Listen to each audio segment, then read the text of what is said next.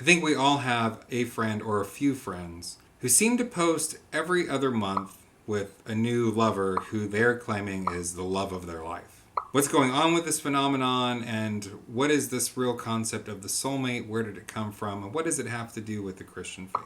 My name's Adam Allen, and this is Faith and Reconstruction. During the late 90s and early 2000s, there was a book that was very popular in the evangelical Christian community called I Kiss Dating Goodbye by Joshua Harris. He believed that we shouldn't be dating, that instead we should be courting the people we think we should date. We should wait for the person that God tells us to date. And this was a waiting for our soulmate, for the one that God intended us to be with.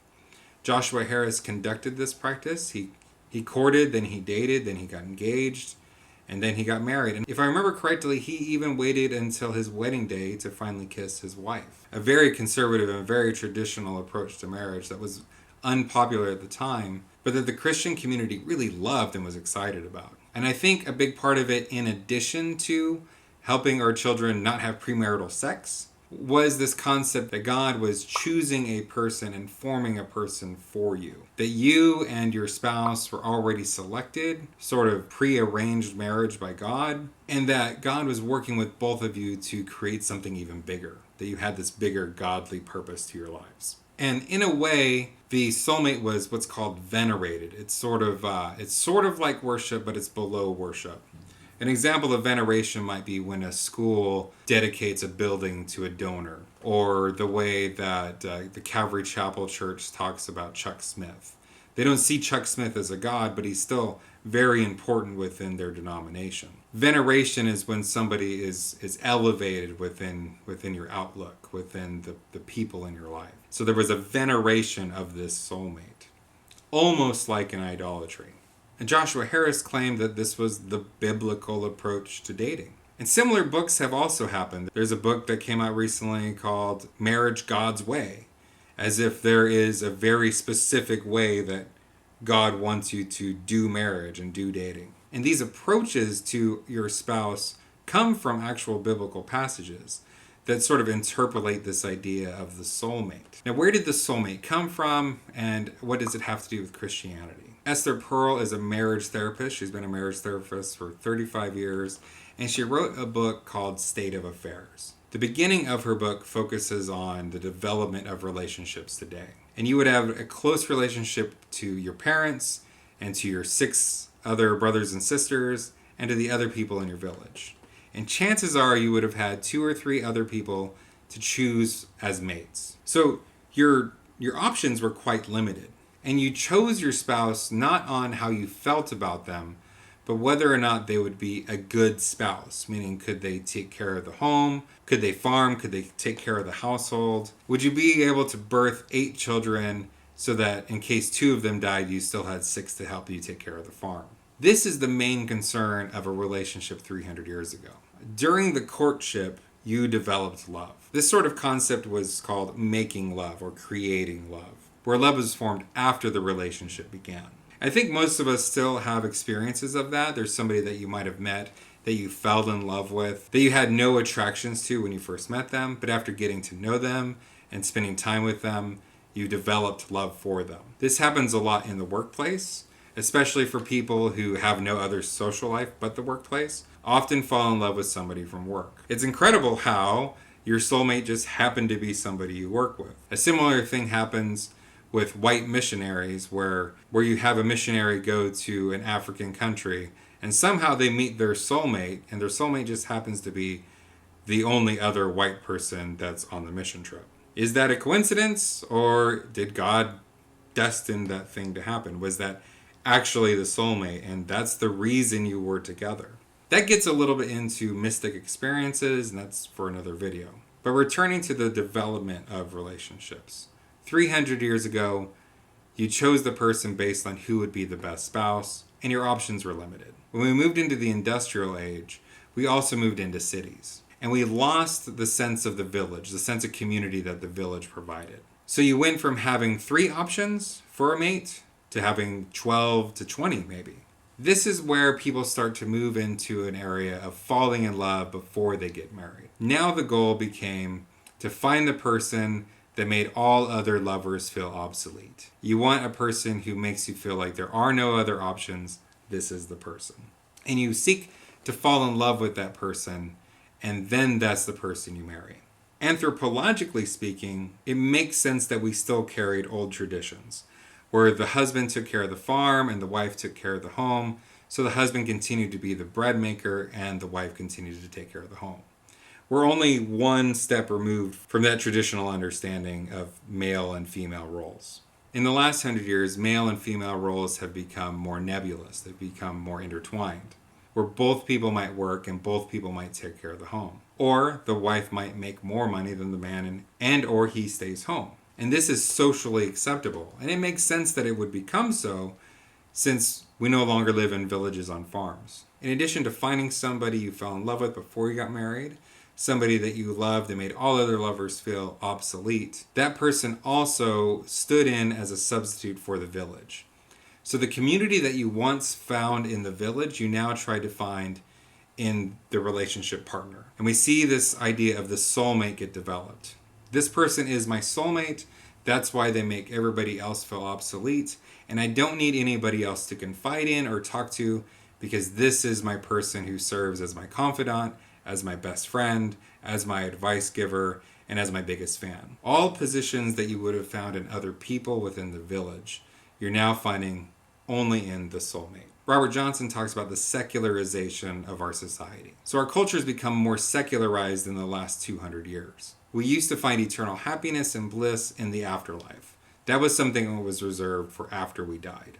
Additionally, we found our intrinsic value, the idea that we are valuable all on our own, through the eyes of God, experienced through acts of worship and prayer. So we would go to the church to find our intrinsic value, and we look to the afterlife to find eternal happiness. But a secular society still looks for happiness and intrinsic value and doesn't have a religion to look to provide that. At that point, our society starts to look to the soulmate. So now your marriage partner isn't just trying to fulfill the offices of the village, they're also trying to fulfill the office of God. Society starts looking to the soulmate to make them feel intrinsically valuable and to bring the happiness of heaven down to earth. So they're doing the village's job and religion's job all at once.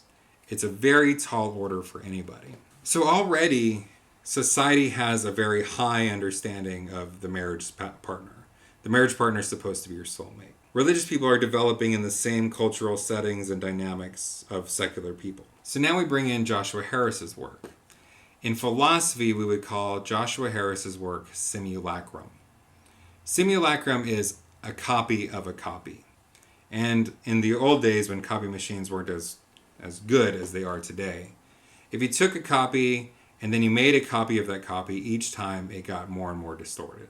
In this way, some philosophers propose that simulacrum can be a copy of something that is just an idea. In this way, we have this idea of a soulmate that doesn't actually exist. It's a humanly constructed idea or ideal.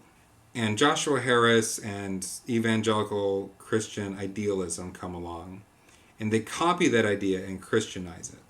So it's not an idea that is found in the Bible. You won't find anywhere in the Bible this concept of a soulmate. You might find a verse that says, I found the one my soul desires. That's the closest we can really get. But we don't see the prophets or the religious leaders practicing this idea of a soulmate. In fact, it's mainly polygamy and arranged marriages that are spread throughout the whole Bible. So society develops the idea of the soulmate, and it fulfills the offices of the village and of God and religion. And then Christianity comes along and takes that idea and Christianizes it. And so there's a belief that the soulmate is a real thing. And if you trust God with your life and everything that's going on with your life, well, then God should be the one that brings along the soulmate for you. And it's common to hear the idea that that person makes me feel closer to God. And that might be true. But there's a difference between an idealism that is venerated and unrealistic, and then just a general experience of a person seeing you the way God sees you. The soulmate, then, is already a farce. It's already a human-made idea. And then it's Christianized And the trouble with it becoming a religious ideal is now anybody that doesn't attain that is seen as lacking in their faith. What's worse is that person is put on such a high pedestal that they won't be able to fulfill it. And in secular society, that's not as damning. That's not as damaging to their understanding of the world. That person was supposed to fulfill the obligations of the village and of religion, but because they're secularized, then the failure is within the person. But in a Christian ideal, if that person fails to fulfill the offices of the village and fails to fulfill the office of God and church, then when that person cheats on you or divorces you or just isn't living up to the ideal that you felt you were promised by God, then it isn't the person that is failing you, it's God that's failing you. I want to be clear in that my criticisms of Joshua Harris are not to do with him as a person, but with what happened historically in Christian history over the last couple decades. And his story is important because of what has happened recently in his marriage and his faith, in which he's denounced Christianity and he and his wife have divorced.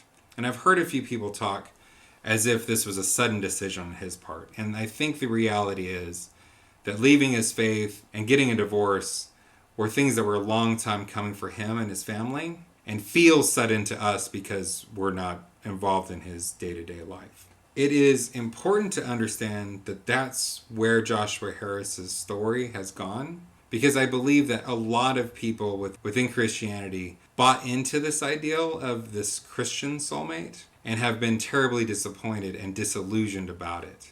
And because that person was attached to their understanding of God, when the person failed, then God failed. So if the soulmate is a social construct, then what is real and what should we be doing about the soulmate? So the first thing we need to do is recognize that this is an idea. It's a romantic idea, but it isn't something that is real or practical. So affirming it as an idea is healthy. Affirming it as real is unhealthy. When we treat our spouse as if they're supposed to be this ideal soulmate, all they can do is fall short. And that will leave either you or them feeling inadequate constantly within the marriage. So keeping it as an idea and setting it aside, recognizing that our spouse or significant other could never reach that ideal, we're actually now freed to return to the concepts of the village and religion. You can be non-religious and still find yourself intrinsically valuable. I'm not suggesting that you can't. I am saying, though, that recognizing those offices of the community and of religion and then fulfilling them in a healthy way is healthier than assuming that your spouse should fulfill them. Recognizing your needs and accepting that your spouse can't meet all of them frees both of you from the need. What I mean by that is that your spouse may not be the sort of person that is able to encourage you the way you need to be encouraged. That does not mean that your spouse is inadequate. That means that in the past we would have found in the village a person who encouraged us the way we needed, and it wasn't a threat to our marriage. When we hold our spouse to the soulmate ideal, then when they fail to meet a need, such as encouraging us the way we need to be encouraged, then that is an indicator to us that they must not really be our soulmate and that our soulmate is somewhere out there. But when we recognize that this person is a human being and they aren't going to be able to meet all of our needs, then we can participate in community and find friends and loved ones and family that encourage us the way we need to be encouraged, and we can take that burden off of our spouse. I'm not saying that our spouse shouldn't be encouraging, but I am offering that as an example of a need that can't be met within the marriage. Now, I feel like that phrase, a need that can't be met within the marriage, might be alarming for most people who have a high value of monogamy like we do in Christianity. But I am saying that oftentimes a spouse may not be into football as much as you are or into sewing as much as you are. And you find a group of friends who are also into football and sewing. And those relationships don't threaten the marriage. I don't see my spouse as not being into football enough, and so I should find a girl who is into football. With that in mind, there might be other needs we need fulfilled that can't be fulfilled within the marriage, and that doesn't mean that our spouse is inadequate or that we have unreasonable needs. These soulmate ideals have come to a place where they're inadequate within today's society, especially in a society where we now have millions and millions of options for a spouse. We went from having 3 to maybe 15 to 20, to now having unlimited access to an unlimited amount of soulmates. And where before you might be able to meet one and they made 15 other people feel obsolete, it's unlikely you'll be able to meet somebody who makes the entire world feel obsolete to you. So we have this sort of fear of missing out that's present within our society, mainly because of social media.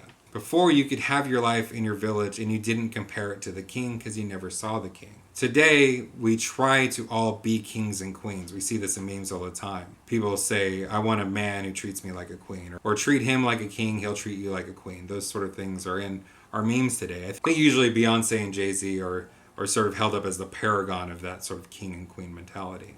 We try to be rich like kings and live like kings. And because of that, social media now makes us aware of people who are living like kings and we're not. It also makes us aware of types of spouses and relationships that we might aspire to that we can't have access to. Where before your spouse was the most ideal person you'd ever met, now you can get on social media and not only do you see other types of relationships and other types of spouses, but you also only see the ideal version of those relationships. And all of these things make us feel inadequate. So in this world of unlimited options, how do we actually find something that's going to satisfy our soul? The artist Lizzo has this line that says, I'm my own soulmate. And that's something that's slowly becoming more adopted by people. That they can find their intrinsic worth, their intrinsic value within themselves. And they don't need a person to make them feel valuable. I think that's a very healthy place to be. And I do believe that we see within Jesus that you aren't going to look to the world or other things to satisfy you.